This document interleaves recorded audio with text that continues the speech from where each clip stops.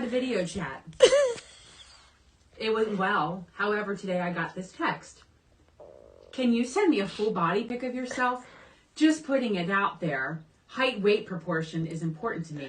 Just like guys' height is important to some women.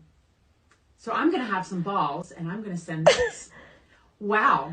I'd be happy to send you a full body pic.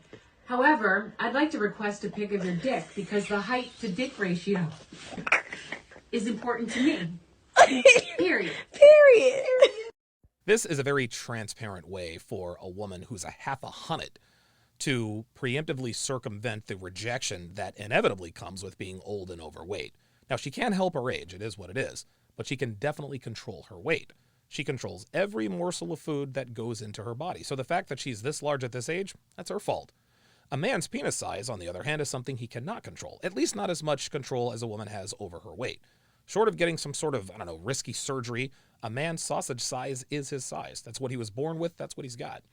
But because this woman knows that she's overweight, she's pretending to be amused by his request. She's not amused. She's afraid to send that picture because she knows that as soon as he sees her full body picture, he's going to ghost her.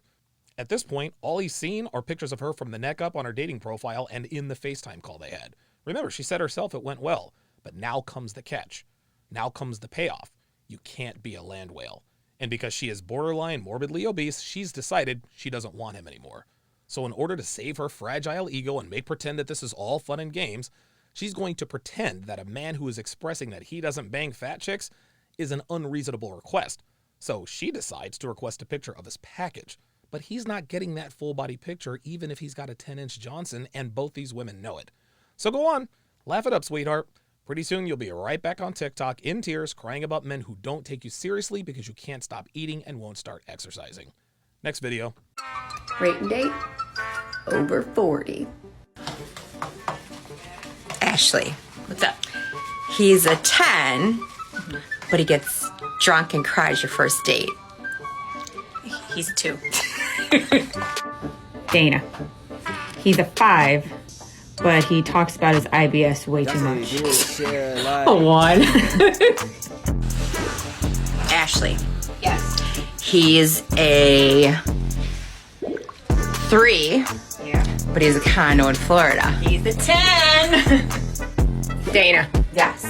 He's an 8, but he has to blow into an apparatus every time just to get his car to start. A 1.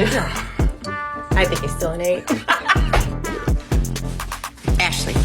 Yes. He's a 4, but he's a credit score over 650. Oh, he's an 8. Dana. Yeah. He's an 8, but he's missing one of his canine teeth. A 3. He's a 3. Ashley. Yes. He's a 10, but he follows 20-year-old porn stars. He's a 2. Dana. Yes. He's a 5, but he has a career with a 401k and insurance. 10. 10. Ashley. Yes. He's a 10, but even Viagra doesn't help. Oh, that doesn't. He ain't even on the scale no more. Wow. Dana. Yes. He's a 7, but he's been married 4 times. 2. Ashley. Yes. He's a 6, but he smells like Ben Gay all the time. He's a 3. 3. Okay, so I'm pretty sure Dana, the older woman with so many tattoos, she looks like a dollar bill. I'm pretty sure she's well over the age of 50. No amount of blonde hair and makeup is going to hide what appears to be alcohol abuse, years of alcohol abuse. Ashley, on the other hand, she is way too old to be named Ashley. I'm thinking her name is like Matilda or Mildred or something. Older women these days, it's interesting. Older women are starting to use younger names to hide their age, right? Like, why would you swipe on a woman named Ethel or Ruby? Yeah, I'd probably go with Ashley, too. Now, I will admit, the Ben Gay joke was funny. That was actually pretty funny. Unfortunately, 95% of TikTok users probably think Ben Gay is a dude named Ben who's a switch hitter. So yeah, I guess I'm old too because I get the joke. But I'm a man, so I'm all good. It is crystal clear that these women have dealt with losers their entire lives. I'm talking about bottom of the barrel, trailer trash, redneck type dudes. That's why they're both single, covered in tattoos, and using names 2.5 decades younger than they are. Anytime you start talking about dudes who have to blow into a breathalyzer to get their car started, you know they've dealt with dudes like this in their past, and maybe even their present, based on what Ashley said. Also, these old hoes think that a credit score of 650 is good? Bitch, that barely qualifies you for a high-interest car loan at a buy-here, pay-here lot. You can take the girls out of the trailer park, but you cannot take the trailer park out of the girls. Trust me, I reluctantly speak from personal experience. Next video. If you are creating a loving, nurturing, respectful environment for your man, you're meeting all of his sexual needs, you're meeting all of his intimacy needs, but he is still entertaining other women, he's telling you one of three things. One, no matter what you do, it's never going to be enough because you are not the one he sees in his future. Or two, he has a very fragile ego, low self-esteem, and he needs external validation to feel better about himself. So no matter how much you build him up, he needs multiple people building him up to feel good, just to feel like he is worth something. Or three, he cannot control his impulses. And if he cannot control his impulses, that man is going nowhere in life. Because a successful man with a successful mindset, he can control himself.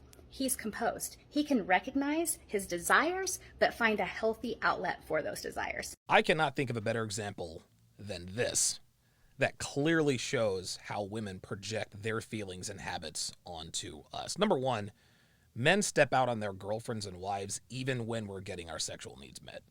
Men step out on their girlfriends and wives even when they create a nurturing, peaceful environment. It's a tale as old as time itself. And any woman who is with a man who has options clearly understands this. She doesn't like it, but she understands it. Number two, sex for men is just that. It's just sex. There's no feelings involved. Nobody's having conversations about running away together. None of that. Yes, there are exceptions to the rule, but the exception doesn't make the rule. A man can love his wife or girlfriend to the moon and back, fight for her, bleed for her, provide a good life for her, and it still means absolutely nothing for him to go and smash another broad. He won't think twice about it. It's just how we're made. Women, on the other hand, are very different. So the first reason Blue Eyes here said that men cheat is because they don't see the woman he's cheating on in his future. False. If a woman cheats, she doesn't see the man she's cheating on in her future. Clear projection here. Number two, her second reason was men cheat because of fragile egos and low self-esteem because they feel this need to step out to feel better about themselves. This is literally what women do to the letter.